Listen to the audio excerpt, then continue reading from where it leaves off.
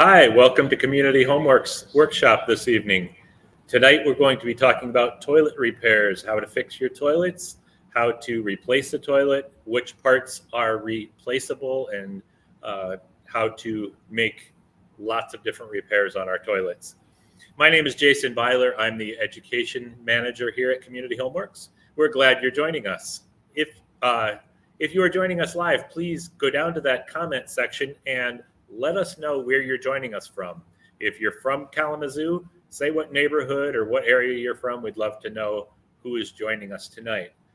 Also, if you have any questions during the broadcast tonight, please put those in the comment section as well. Or if you just want to harass our instructor, you can do that as well, asking him ridiculous questions. But good questions are also appropriate. If you're joining us after the fact, watching the recorded version, that's great too. We're glad you're here. You can still put comments and questions in the comment section, but it's going to take us a little longer to get back to you on those questions. Community Homeworks is a nonprofit organization here in Kalamazoo, Michigan. We have a mission to empower homeowners to maintain safe, sustainable, and dignified homes. So basically, we want to help people learn how to take care of their homes and help you save money so that you're not having to make bigger repairs down the road. Like I mentioned, tonight's workshop is toilet repairs. Our instructor for tonight is the one and only Lee Taylor. I also wanted to thank Lee's wife, Lori, who is doing the camera operating tonight. So thank you both for being here. Let's bring Lee into the mix here. Oops. I don't see Lee. All I see is a toilet. There he is. That looks like Lee. Thanks for joining us, Lee. All right. We're looking forward to doing this. All right. Yeah, like Jason said, if you have questions, please feel free to put them in.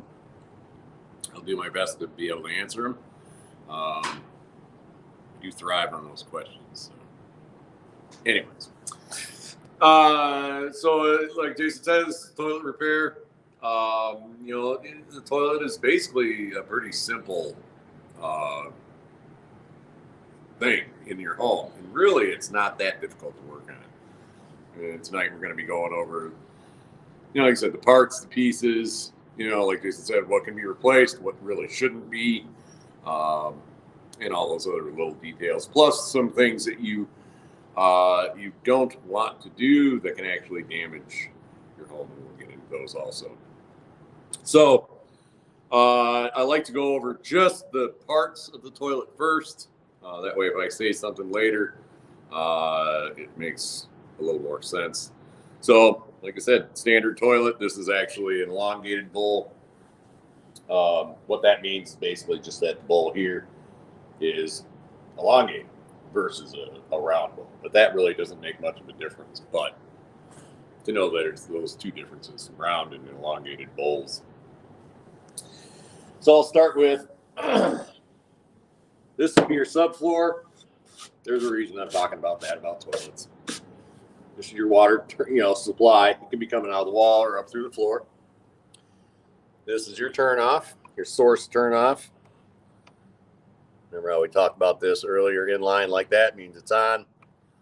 Against like that means it's off. And then this is your water supply line to your toilet tank. So this is a tank.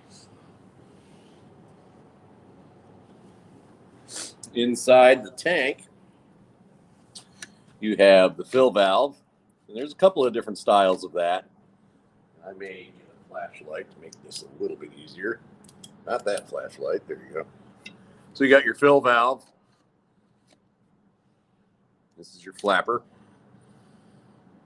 This is your overflow. And then your handle with the chain connected to your flapper.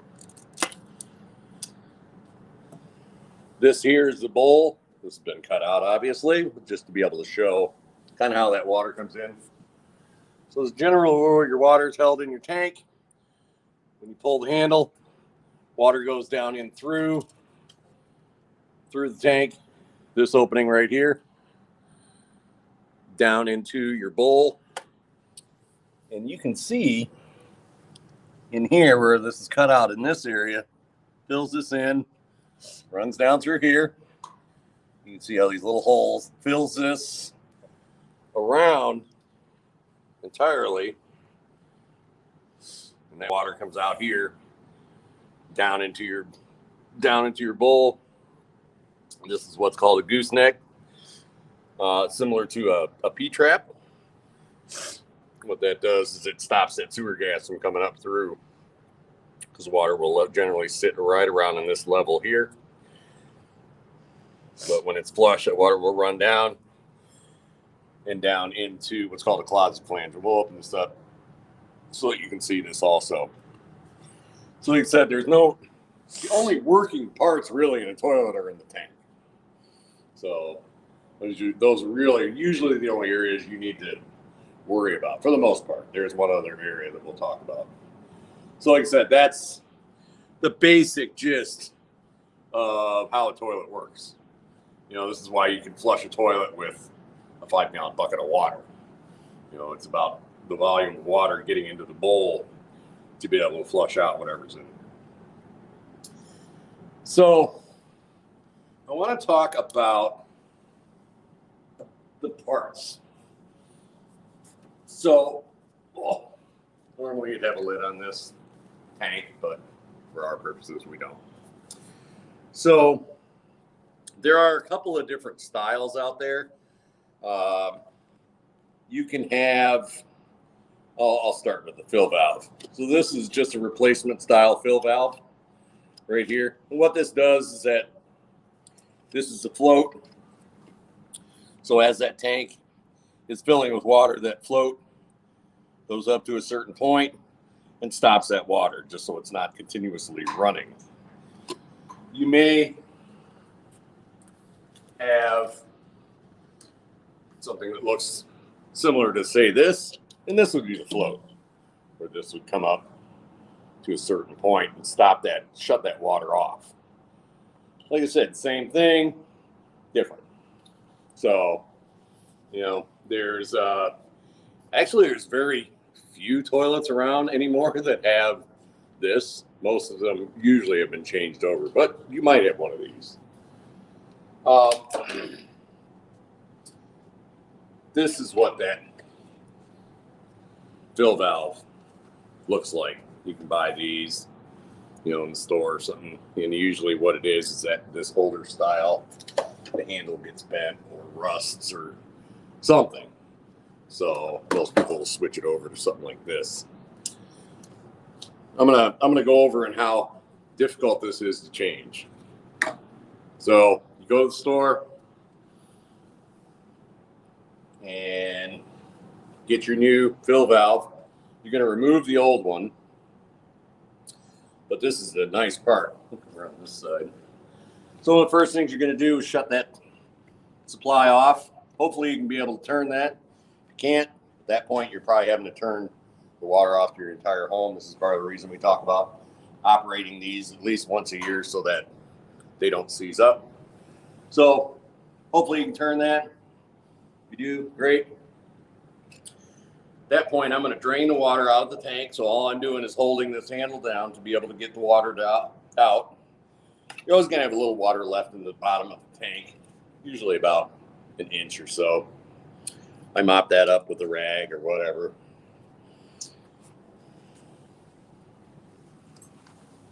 Most of the time, you can do this by hand. So you disconnect your water line. Have a rag down here because there's always going to be a bit of water in there. Most of the time you just move it off to the side. You have this little nut on the bottom.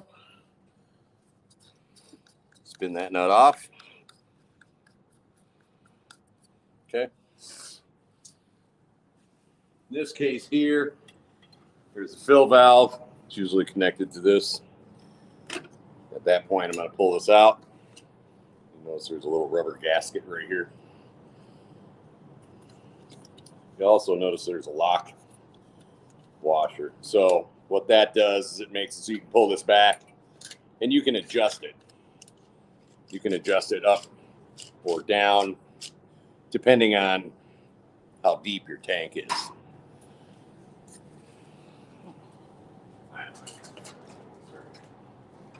So I get my new one, take this off. Sometimes you have to put this new, see, this one's missing that. Doesn't have that rubber washer. That's one of those things where I always check the package, because I've seen it where people have bought one of these and all they need is that rubber washer, so they'll pull that rubber washer off and then return it. So take a look, because yeah, if you don't have that rubber washer, you're gonna have a mess. That's that rubber washer right there, and it sits. You have this little flange here. This actually faces down, so you put that on. You adjust your height. Put that lock back down at the height that you want. At this point in here, don't know if you can see it or not. You have where that fill valve was. I like to just make sure that's clean. Sometimes it gets slimy with whatever. I just kind of clean that off. And what I'm going to do, I'm going to set that in there. And I'm pushing that rubber washer that we were talking about, making sure that's seated in there. And you can turn this. So you want to make sure you don't want it facing this way. You want this arm to be able to operate freely. So usually that kind of goes off at like a 45-degree angle or so. Sometimes it can interfere. This is a little design detail. I wish they'd had that water fill off to the side here, because the problem that you see is if this is clear, that water line here sometimes can jam up. So you just have to kind of get it adjusted to where you want it. Again, you're checking the height. If it's really low, yeah, you're going to want to extend it. It does boil down to what kind of lid you have. Sometimes the lids are a little deeper or some are a little taller, so you have more room under that lid. So you get it adjusted to where you want.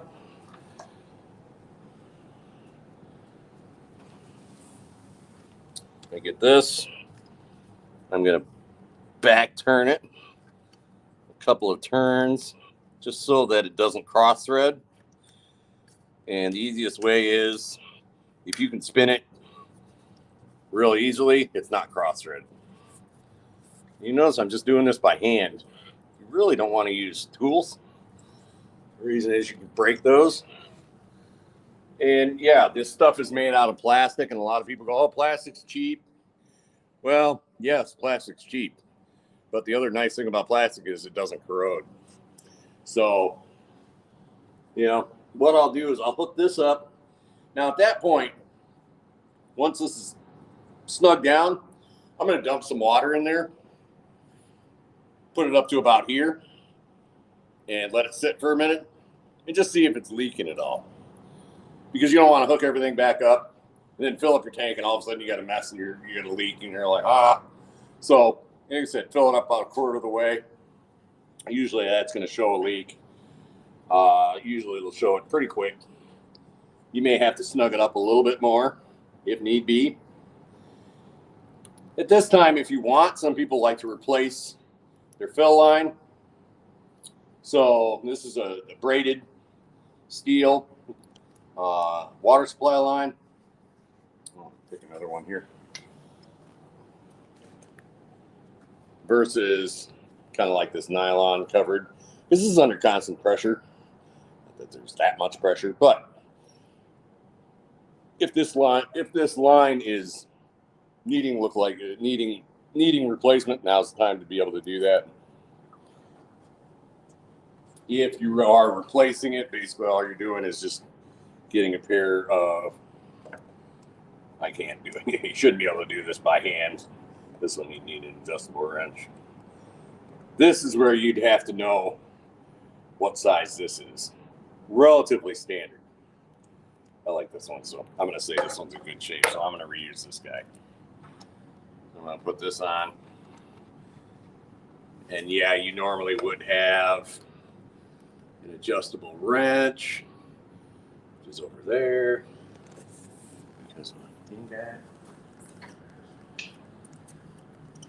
So I'm going to get my adjustable wrench. and snug that down.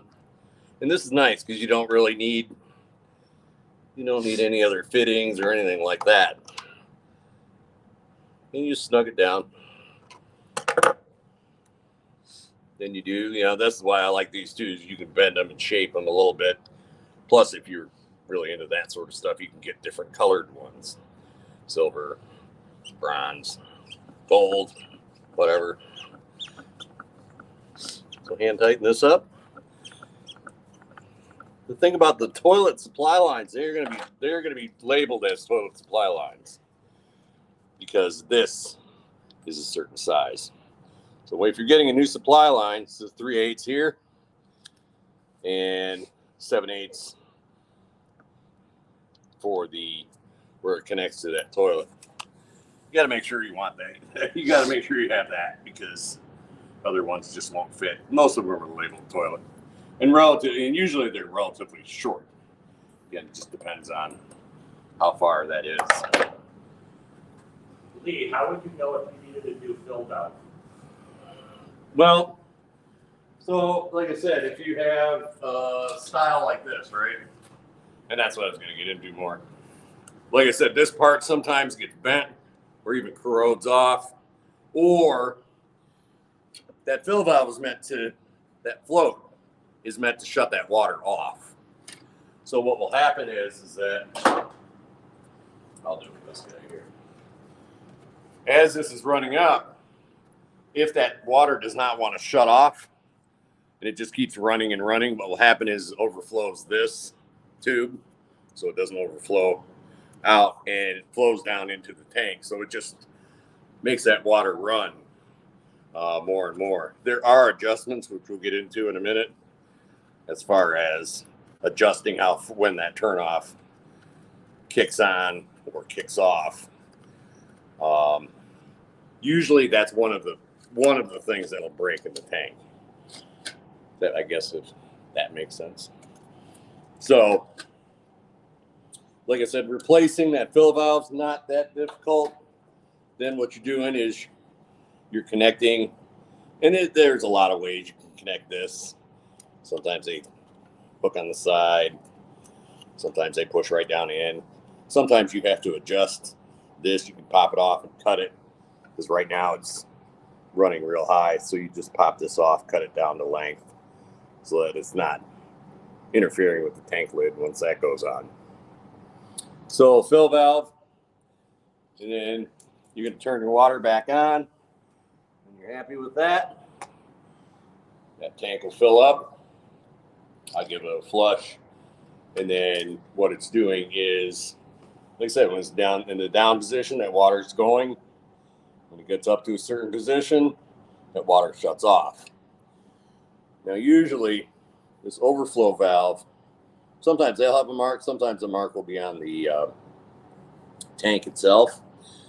You want that water level. I like that water level personally to be up as high as you can get it on this overflow valve. The reason is that it just gives you more water in the tank. More water in the tank means more water in the bowl, means less likelihood of it getting clogged. And we'll talk about that more too.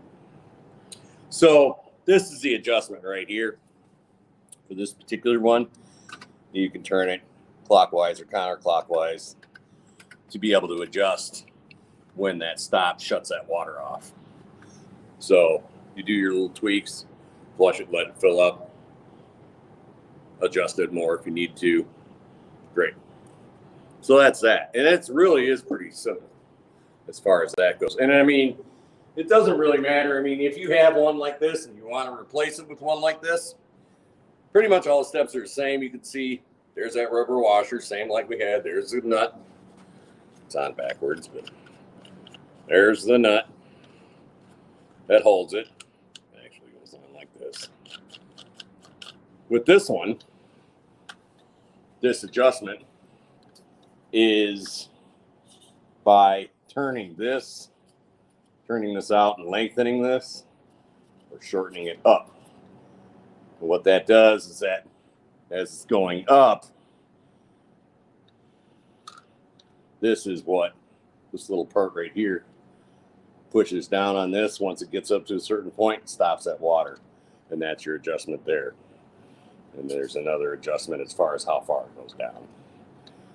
And you can see that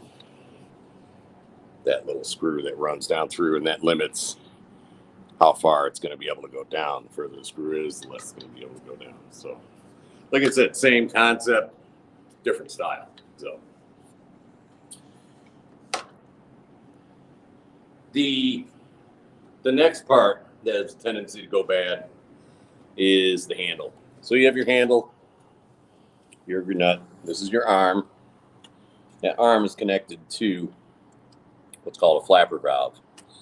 So we'll just pick on this handle first.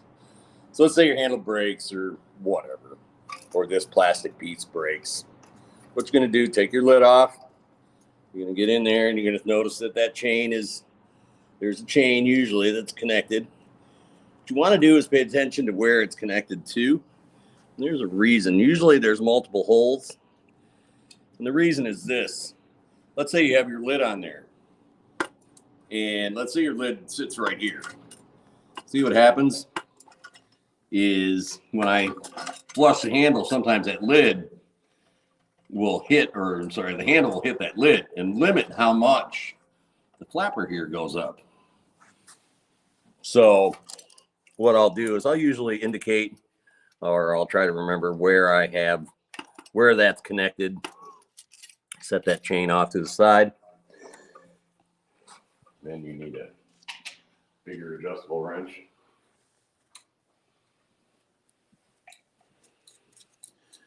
Then you have this nut right here. You've all heard of the term righty-tighty, lefty-loosey. So in this case, righty would be clockwise. Run this way. And then that generally is tightening a nut down. Counterclockwise is loosening it. Most of the time. This is a reverse thread. So in this case here, to loosen it, I'm going to probably have to run opposite of what you think. So in this case, I'm going to run it, by the way you're looking at it, clockwise. And that actually loosens it up. This is just called a reverse thread. Simple. Simple, simple. You just scared everybody dropping that. Oh, sorry. Come on. Sure, it's simple. Oh, and then I start spinning it the wrong way. All right. So slip that out. There's my nut. And I slip that out. And I go get my new handle. Whatever type. Doesn't matter if it's on the side or the front. You get your new handle.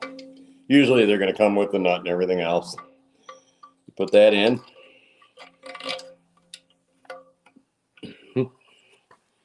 Get your nut. You want the flat side to be up against your tank. So slip that guy in like that.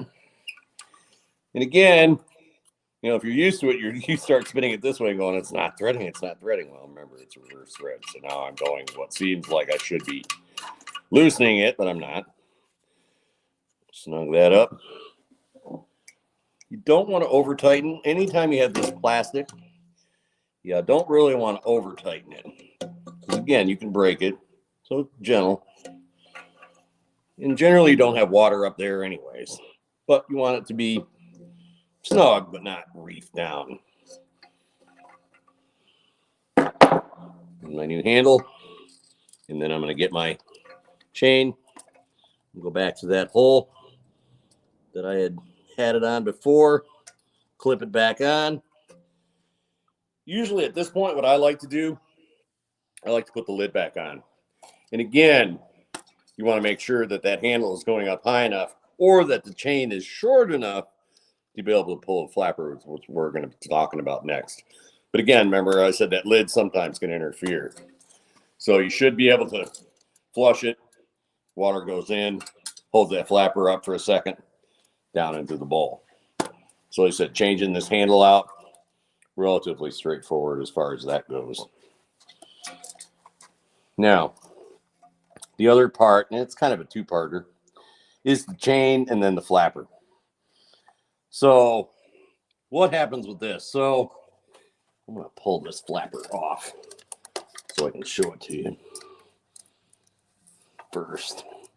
So what can happen is your toilet may, flush perfectly fine, sends everything through, but then, you'll hear that water valve kick on. And you may hear it like trickle, trickle, trickle. And what's happening is this flapper made out of rubber, right? It sits down here and it seals against this part right here. Can you see that? All right. Yeah. Or do I need the flashlight? I can get the flashlight. So it seals, not that flashlight. It seals up against this. And what can happen over time is on the underside of this or on the top of that, it can get slimy, I guess is the best way to put it. So if you're getting water that's seeping underneath your flapper, you can easily pull that out. Like I said, it's connected to that in a lot of different ways, but a lot of times if you look at it, you're going to be able to figure out how that's connected. And what you can do, you can pull that flapper off. You can get a little green scrubby and clean this off, or a sponge or rag or something. And then I clean this part off here. If that flapper is flexible, pliable, usually that's going to fix that problem. Like I said, it's just that buildup of guck that's letting that water seep through. So sometimes cleaning that off is all you need to do. While I'm doing that, I'm checking that flapper. How pliable is it? If it's starting to get old, it's going to get brittle. Sometimes they're even cracked. At that point, time to get a new flapper. Lots of different style flappers out there. You can take the old one to the hardware store and pick up a new one. They may look a little different, but as long as how they connect, you can see that. How these two connect look similar. So as long as they connect, great. Put your new flapper. So this is that. Most of the time, flapper will come with that chain. Keep your old one because, again, you can change where that connector is on that chain. And again, the idea is that you want that chain to be able to open that flapper all the way up as high as it'll go to be able to let that water out of that tank. So with this, find my flashlight. What I'm going to do is I'm going to put that down in there. I don't want to get that chain. And, if you don't want to stick your hand in cold water, you just turn the water off and flush your tank and it will drain out. And the water that's in the tank is not toilet water. That's the yucky stuff. This is just normal water. Yucky stuff. Yeah. Normal water. Well, and that a lot of people are like, oh, stick my hand in that. Oh, what's in there? Well, it's just water. That's where it gets gross. But up here is the water. So I get that. I make sure it's connected decently. Yep. If I have to adjust my chain or adjust where I'm going to connect, I'm just going to adjust that to where it needs to be. Usually it's just a simple little clip. I do want to say this. Sometimes that chain is long, and I've seen it where some people adjust it, and this thing actually hangs down like this. You don't want it. You don't necessarily want it like that when it's connected. The reason is I've seen it where this comes up. I'm going to force it to do it, but that'll kick underneath. And you can see the gap. How do you know that the wax ring is bad? Oh, we're working our way down. We'll get there. You'll see.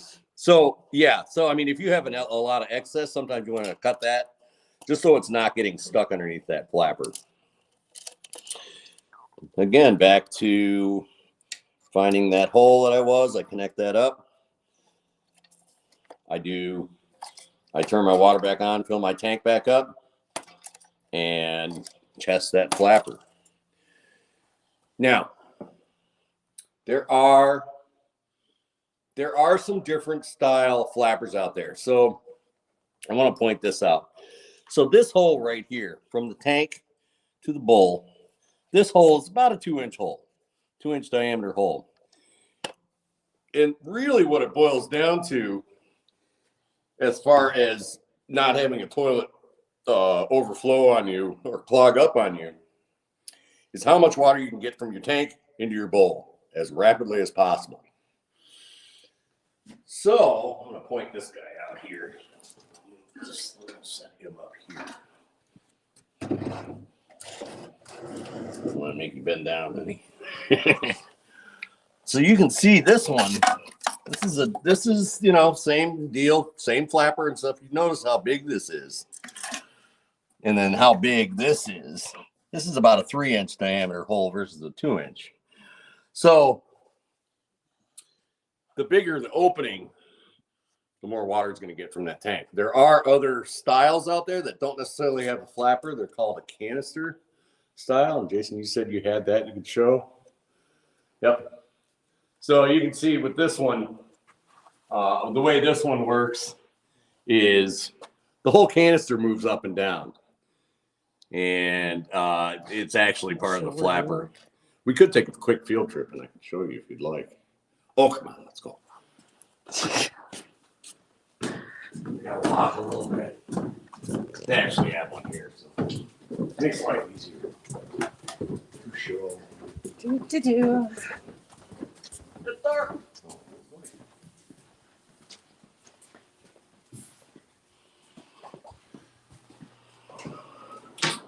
So this one, this is their operable toilet. There it is. That's the canister right there. And it acts kind of as the overflow valve too. So you can see how this water level's right up to it. And when I flush this, there's a chain. It's connected to it. When I flush this, this whole canister pops up. The seal is down here on the bottom of this. And then that seals up. Now these are prone to the same things. You get the slimy seal and stuff. So a lot of the same things apply. It just looks a little different. So they said that's how that style looks. Same fill valve, just a different flapper. They call it canister style. So if you run into one of those, not that different really. So we'll go. I love it. It's this field trip. Yeah. Walk around a little bit. Trying not to Trip. make everybody that and not to make everybody all nauseous because the camera's moving up and down. So yeah, so like I said, I like that style. Like I said, it is less likely to clog because you're getting more water down in. I said a couple of different styles depending on the manufacturer. When would you really want that? Well, me personally, anywhere. But definitely if you have a second story toilet. Because again, if that toilet clogs and overflows, then it's a mess. You got all that water wanting to go down and into your drywall or your plaster or whatever and just creating a chaotic mess. So. Now I have a question. Okay. If you have a flapper like that, you can exchange it for the cylinder one if you want, or do they not fit? I don't think they fit because you got a 2-inch hole versus a 3-inch hole. Oh. So, I guess the other logical step on that one is, can you replace your tank? Most likely not. And we're going to get into that in a little bit. So, we talked about the fill valve, the overflow valve, well, sort of the overflow valve, the flapper, different styles, the handle. At that point, that's pretty much about it. There are a couple other little things, though. I'm not going to tear this thing apart, but if you were to pull this tank off, and that's these bolts right here, sometimes there's 2, sometimes there's 3, it just depends. These bolts run all the way through the bottom, and there's one here and one on the other side. They got little rubber washers on them. They actually look sort of like this. Got your rubber washer. That is another source where it can leak occasionally. So what happens is again, this is rubber. This gets old. This gets brittle. And this is just dropped down through the nut on the washer and a nut on the backside. So what can happen is that can get brittle and just leak. So if you start noticing water dripping off these bolts or one of these bolts, it's usually an indication that your tank nut, usually the washer itself, is shot. You can buy just these in most of any hardware store, really. But before you do that, that's why you want a nice long handled, because I don't like draining the water out when I'm doing this. But what I'm going to do is, if I notice water dripping off that, I'm going to get usually a pair of channel locks or a pair of pliers. And sometimes it's nice to have somebody because you usually have a wall right here. But I'm going to put that long handled screwdriver in there if I can get it into the slot. That way I'm not putting my hand in cold water. And I'm just going to do a turn. Now I put my hand down here because I want to feel if that nut is turning. If it is, I'll put a pair of adjustable wrench or something like that on it. You can do it by yourself. It's better if you have somebody. And you can just do a slight turn. You don't want to over tighten it because, again, these are made out of porcelain. I've seen it where people have reefed those things down and then you crack your tank and you're sunk. You're buying a whole new toilet. So sometimes that's all it takes is just a little turn. You may have to hold it just to snug it up, dry it off, see if you still have a leak after a day or two. If you do still have a continuous leak, what you can do is turn off your water, drain your tank like we talked about, dry out the bottom, and you're going to unscrew this, pull that bolt out. You have new ones. I think most of the time they're sold with the bolt along with the washer. Put your new nut, your bolts, your new nut, your new washer, drops that in, tighten it up. Usually if one goes, I replace all of them because they're generally the same age. Two. Huh? There's only two. Sometimes there's three. Oh.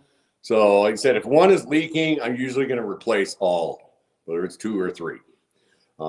It's just easy to do. And like I said, relatively simple, and you could buy those in packs. Now, that's where we're talking about water dripping from this. Now, let's say you go ahead and you change all that, and you're still getting water. Sometimes what that is, it may not be a leak in your toilet. It may be an issue of too high of humidity in your home. Sort of like that cold glass of water sweating all over your table and your grandma yelling at you because you didn't use a coaster. So sometimes that can happen. And if that's the case, usually that's an indicator like, hey, you have way too much humidity in the home and you need to knock that level of humidity down because it's not a toilet issue. So sometimes, like I said, sometimes toilets will tell you things about your house. So, and also too, a lot of times you may have sweating going on the tank itself. I've seen that where you get water or condensation on that side of that cold tank and it's dripping and stuff. Is that a big deal? Well, yeah, because I've seen it where a simple drip like that has dripped down right in this area and rotted out that subfloor. And all of a sudden, a little simple drip like that, where a dehumidifier or something like that would have been enough to be able to pull that moisture out of the air. Now you're into floor repair, which is another whole fun mess. So sometimes it's not necessarily a leak, but that's how you would change that out. So what happens is, you can see it on the bottom of this, actually. Set this down around. So on the tank, you have the seal. So this is what holds that overflow on. If I were to spin this nut off, which I don't want to get into right now, if I were to spin this nut off, I could replace that overflow, that tube in the middle. Most of the time, that's never an issue. But that seal between can be an issue.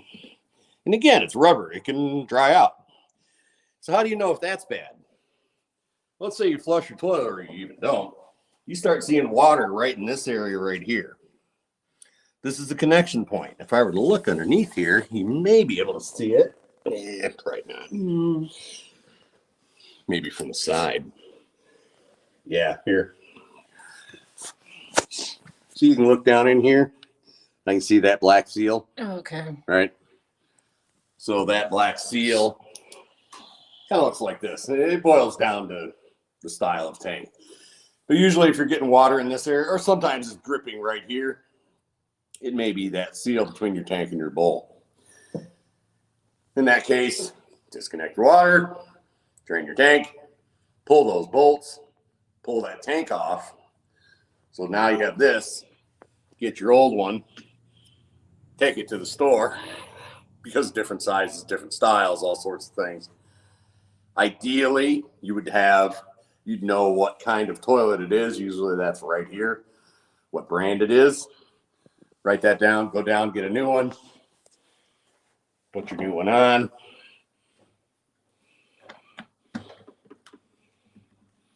Usually at that point, if I haven't replaced these, I will. It's all out and you might as well do it while it's open. Put that on, set that on, put your tank bolts in, snug them up, and you're good. Sometimes that seal goes bad. If the tank lid gets broken, is it possible to buy a replacement? You might be able to get a tank lid. The issue is that the tank itself. So you would think that, like, if you broke your tank, you could get a tank. Very rarely can you get a tank. You might get super lucky and find one, but usually you don't. So that's where I'm saying is that be gentle when you're handling your tank, because if you crack your tank or drop it or whatever, 9 times out of 10 you're not going to find a tank that'll work with the bowl. You get to buy the whole thing. The lid might be a different story, but again, there's all sorts of different styles of lids and everything. You might be able to go to like a secondhand store or something along that line and find one, maybe. But you might be able to contact the company and get one, maybe. But yeah. So all in all, be careful with your toilets because it's all or none. Yeah, pretty much. Most of the time, that's the case. And this is the thing, too, is that, I've seen these fail where you get kids. I pick on kids a lot. So you get a kid that's sitting there, right? And they're doing this, whacking up against the back of the tank because they're bored. And meanwhile, it's doing this sort of thing, right? And it's either weakening these bolts up or weakening this up or actually cracking the tank. So, and that shouldn't wobble at all. I've seen some where you just touch it and it does one of these sort of things. It just means that those tank bolts aren't holding. So, anyways, those right there outside of the wax seal, which we're going to be talking about as soon as we get through this bowl. Do you have an opinion on piece toilets? Piece toilets. One piece. Oh, one piece. They're really expensive. That's my opinion on them. I generally don't like them because they're not. All these parts, or a lot of these parts that we talked about, are usually pretty different. Not so much in the tank, but how it's all put together and stuff. That's a personal preference. I don't think they necessarily work worse or better. I just look at it from the standpoint of, how to be able to fix them and stuff. And if you have one, that's fine. You just have to do a little bit of digging to figure out what parts are interchangeable or changeable. So your bowl now, and I'm talking now about, like, if you're deciding you're going to buy a new toilet. This is, like I said, it is an elongated bowl, and then they have just the round bowls. That is usually the elongated is becoming more and more normal. Sometimes it just doesn't work with the size, how much space you have in your bathroom. So that's one thing to consider. So I've seen it where people have a round bowl and they're like, I like the elongated bowls. And they put the elongated bowl in, and then they're cutting a section out of their door because it hits. Goofy, but you know. So details like that you may want to think about. The other detail is where the closet flange, and I'll show you where that's at in a minute. The distance that is from the wall should be a certain distance. We'll get into that in a second. So we talked about leaking from the tank. We talked about the areas where it could be leaking from. The other area that it can leak is from the bowl. So let's say you flush and you see water seeping out in this area here where it connects down to the floor. Doesn't matter, back, front. Usually it's in the back in this area here. Where you can't see it Well, very well. very well, right. This is where a couple of details come into play. So people will caulk these down to their floor because they don't like the gap. They don't like the crud that gets underneath there. And that's fine. There's nothing wrong with caulking that. But when you're caulking, if you do caulk that, you want to make sure you leave. I like to leave at least from this point back here. You say you got your wall right here. I like to leave about from that point all the way around to that same point on the other side open. Why? Well, if your wax seal starts to fail, what will happen is that you'll see that water oozing out in that area. You want to see that water. If you don't, it's just going to stay trapped inside that under this bowl, and you'll see what I'm talking about when we pull this thing. And it will sit there and just rot out your subfloor. And then it turns into a big holy mess. So, Yep.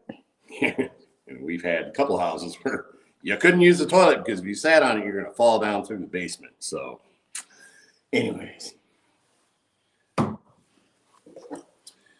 So, let's say you do notice water. The other thing is let's say you walk in and you have a really nasty smell. This doesn't happen as often, but it does happen. What will happen is that there's what's called a closet flange. What's this? No. This is what sits in your subfloor, right? And then this is bolted down. And then you use a wax seal like that. And that sits down like this. Toilet sits down. You'll see this doesn't have a wax seal on it. And the wax seal seals down to the bottom of the toilet into that closet flange. What can happen is if that toilet rocks a little bit, it can actually break that seal. And that sewer gas can run up through and out and underneath, and you smell that. It actually happened to my daughter on her house. So she got to help me pull a toilet and change a closet or change out her wax seal, and that's all it took. But yeah, that was kind of a weird one, but that can happen too. So if you are needing to repair your wax seal, or you want to change your toilet, super easy. All right, so we're going back to turn off the water. You have a turn that off. I have a rag so I can clean up my water. I disconnect this. I'm sorry. Drain the water out first. Almost made a mess.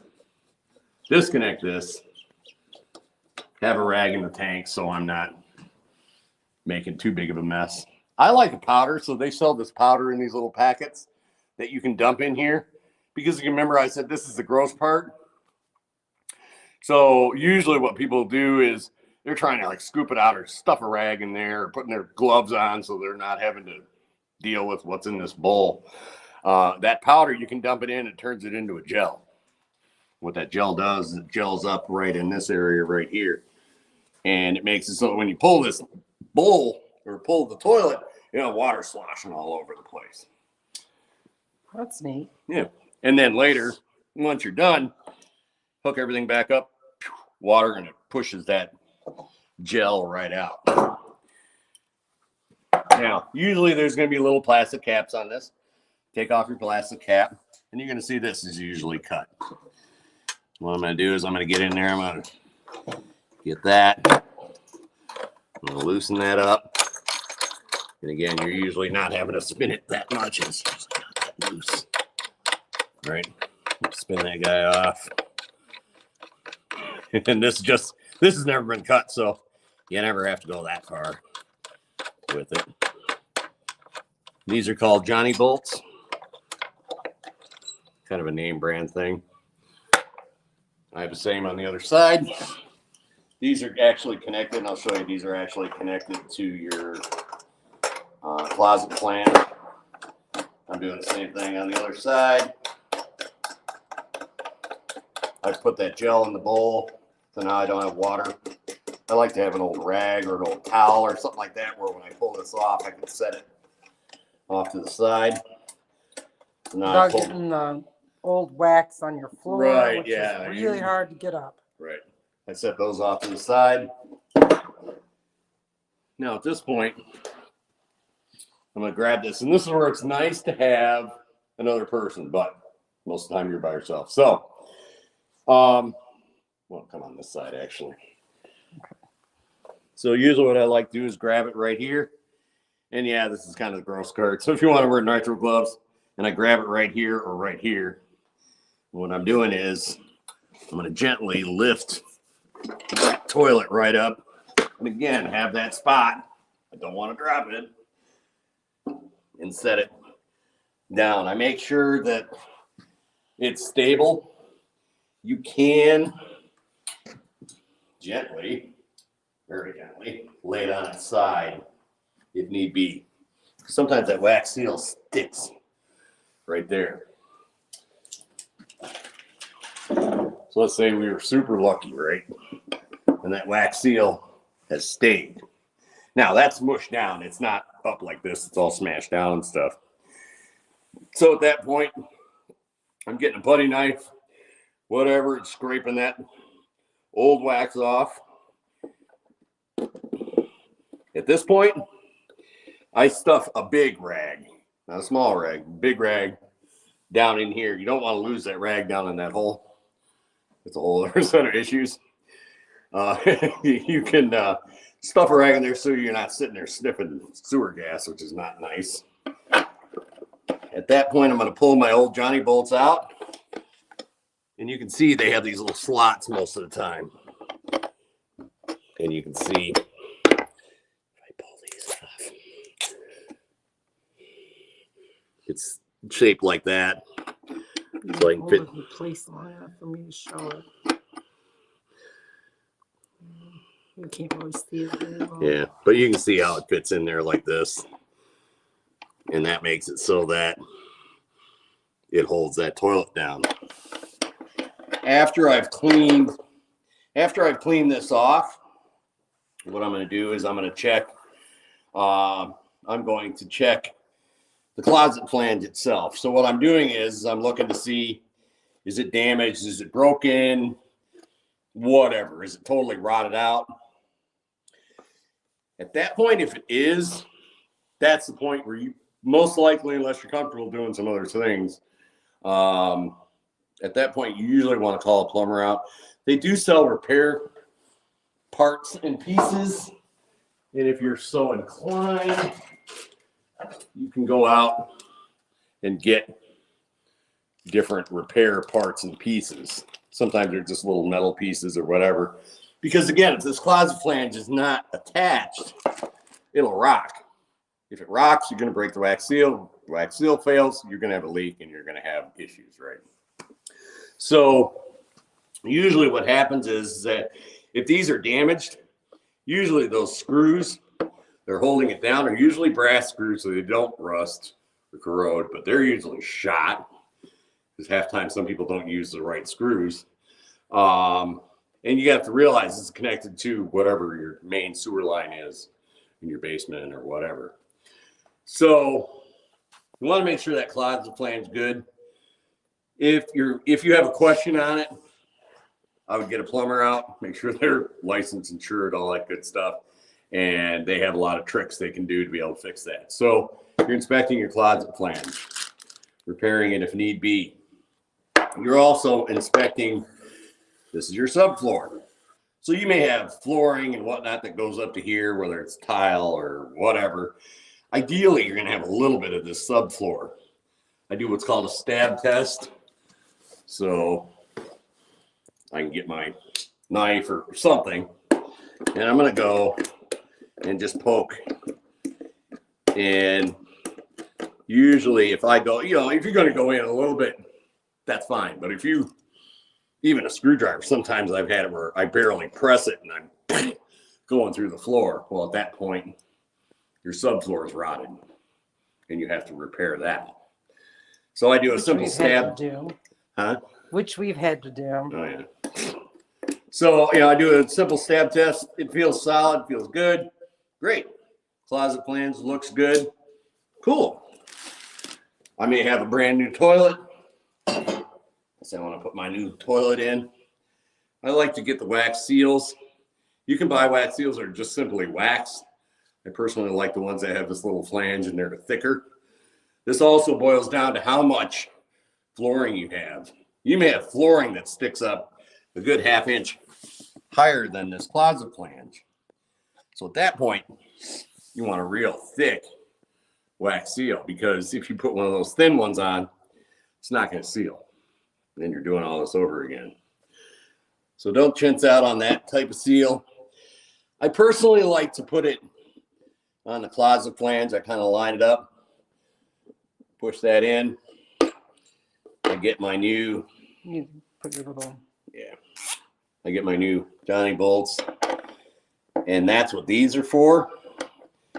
They actually hold it in place, so it stays upright for the most part. And I threw my other one away. No, I didn't. Here it is. So you didn't throw it away, set it down. Now, remember I was talking about, ooh, man, I'm running out of time. The other thing to think about is the distance from the center of this closet flange to the wall. There are basically two distances. Most common is about 12 inches. But there are ones that are called close, where they're like 10 inches. So that's where, if you're not quite sure what you have, get your toilet, and you say you're buying a new toilet. Most of them are that 12 inches. But if you're not sure, get it down to this point. Take your measurement off that wall to about the center of this opening with your rag stuffed in there. And when you go buy your toilet, you can tell them, hey, the distance from the wall to this is, say, 10 inches. And then they'll know that it's a shorter distance that they have to style bowl that you need to buy. So, Oops. At least the lid was on. yeah, that's good. So if all that jives out, it's good. Great. I have this set. I get my new toilet. Try to stand up. Oh, if you're reinstalling your old toilet, make sure this crud is cleaned off too. So clean that off. Get this. This is probably the biggest annoying part. I'm going to bring this over. What I'm doing is I'm lining up those Johnny bolts. So I'm seeing them right there. Seeing them on that side. And I kind of bed that in. And I'm doing this on the wax. Oops. Oh, well. So I'm bedding that in. So don't push it down more. Oh, well, it is what it is now. Sometimes I even sit on it. And what I'm doing too is I'm making sure. So you got your wall here. I'm making sure that it's orientated with the wall, so it's not doing one of these sort of things. Is this making sense on film? Yeah. So you don't have a big gap here or nothing here. You're making so it's do that. And then I just put on my, and this is where you need to be careful. Also, you get, you know, with a new pack, you get a washer. If you have a cap, sometimes that cap goes on. You have to look at those little caps that cover all this up, have instructions, and they need to go on a certain way, so you have to pay attention to that. Put your cap on, the base. And you would cut those Johnny balls. Right. So at first you're just spinning this down. You're gonna snug it up. What I do, and get this down, I'm only gonna do one side. I do both sides, obviously, but I'm running out of time. I snug it down. And again, you gotta be gentle because you over tighten it, you're gonna crack your bowl. You're done. It was all for naught, and you can do it again. Right. So I snug it down. Flush away your new toilet. I get a little 2-foot level. Set it on there to make sure it's not doing one of these sort of things. I also, I snug both sides down. I make sure that it's stable. Sometimes in older homes, you may have to get what are called these little rubber plastic shims, and you can stick them underneath because it may be doing one of these sort of things. So you want it level this way, and I look this way too. So I'll throw that level this way, and I'll throw that level this way, and adjust with the shim or something like that. Get it to where I want. Make sure those are snug. Before I cut these, I connect my water back up. I flush it. I'm looking to see if there's any leaks, anything along that line. Usually at that point, I'm going to leave it alone for a day or two, use the thing. And once I'm happy with that, there's no leaks, then I'll cut these with a hacksaw, put my little cap on, caulk it if I want to, but again, I'm leaving that back open. And that's it. You reconnect your water and everything else. If you got 5 minutes, I want to point this out. So we were talking about clogs and stuff, right? That's the wrong side to grab. Don't grab this side, it's gross. Anyways, so sometimes you have a clog in here. So again, you can see this area where all the stuff goes through and down. And sometimes you get something that gets jammed in there. You can get what's called a toilet snake. And you would try a plunger first, but these, and I can't really do it when it's open like this, but it sits like this. And as I press this in, it's just going to fly out. But you can see what this does is it does one of these sort of things and will actually feed through and push or pull out whatever. And then you pull it out and you got all sorts of wonderful things stuck to the end. So toilet snake is one of those things where if you're trying just your standard plunger and it didn't work, will work usually pretty good. This is another little detail of why I don't like certain things. You've seen those over the cabinet or over the tank shelves and stuff. People will put like little medicine bottle, and they'll fall in there. They're about that big. I've seen those things get jammed up in here. And at that point, plunger's not going to work. Usually a snake won't work. At that point, you're either trying to reach down in there and pull it out, or a kid's toy or something like that. So that's why I don't like things stored around the toilet, because things have a tendency to fall in and then really get jammed up. So, but yeah, toilet snake, nice to have, especially again, if you're in the second story, you don't want this thing overflowing. And then it's just education as far as what to do if if that tank starts to overflow, making sure people in the home understand that, like, hey, you can shut the water off, type deal. You can take the lid off and close that flapper to stop that water from going in and overflowing. So there's a couple of things, as long as you understand the basics of a toilet, where you can at least stop it from overflowing, then be able to deal with the issue later and not have drywall or plaster repair or whatever. So, and I went 5 minutes over. I apologize. Any questions? What does it mean if the toilet rocks or wobbles? Is that a bad sign? Yep, that's a bad sign. So back to where we were talking about that closet flange, right? What's happening is these bolts, either these bolts aren't tightened down enough and it's rocking this way, or your floor is out of whack. So what I would do on that one is see if these are snug them down gently. If you're still rocking, you can get those little, they're usually clear, rubberish shims. You find them in the plumbing department. And you throw that level on and you may see it's gapped here and you can gently tap them in. And because they're clear, once it's to a point where it's not rocking side to side or front to back, you can gently cut those off and you don't see them. We have some in our half bath. Right. Yep. And sometimes that's what you need. It just depends on what's going on with the subfloor. So, but yeah, toilet should never rock. I replaced my toilet about a year ago. I'm glad to have used a rubber ring below the base instead of the wax one. Yep. I forgot to put the rubber piece that connects the tank and the bowl in the first time. One water spill later, figured it out. Yeah. And so this is a what she's talking about here. This is like a rubber wax seal. And it's, they're all different styles, but it's just not wax. So it kind of takes the place of a wax seal. I like these. It like, let's say you're working in your bathroom and you're doing stuff and you have to be able to use your toilet, but you're pulling it to be able to do other things. That's where these come into play. Really nice because you just put it on and then you're not having to clean up a waxy, gooey mess.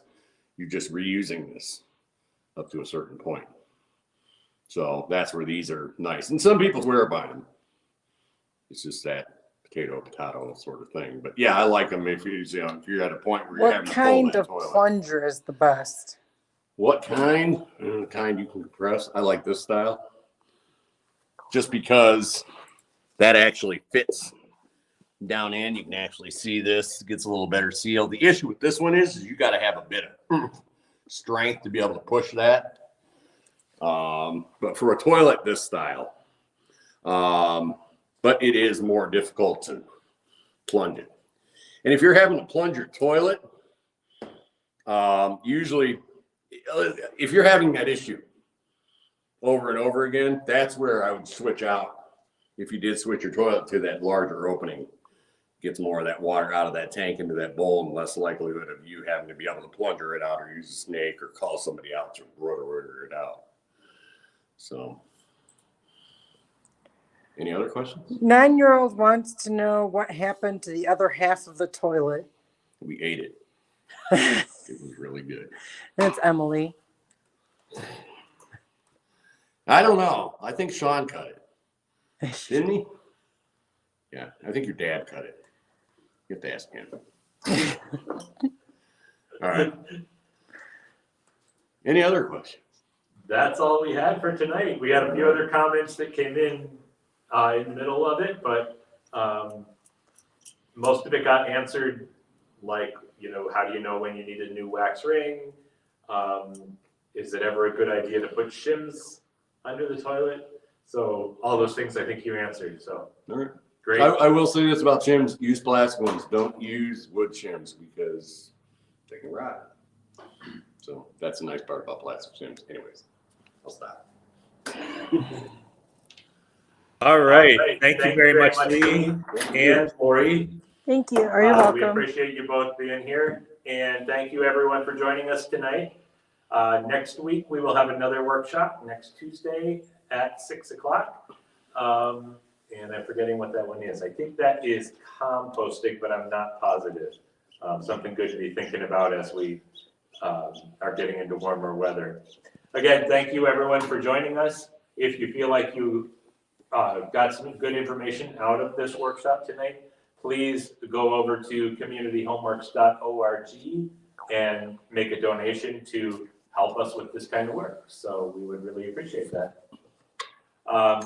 Thank you to Dorothy and Emily and Tim and Ben for making comments tonight. We appreciate all those comments and questions. They make the class go a lot more smoothly, and they make Lee have a lot more fun and keep him on his toes. So Yeah.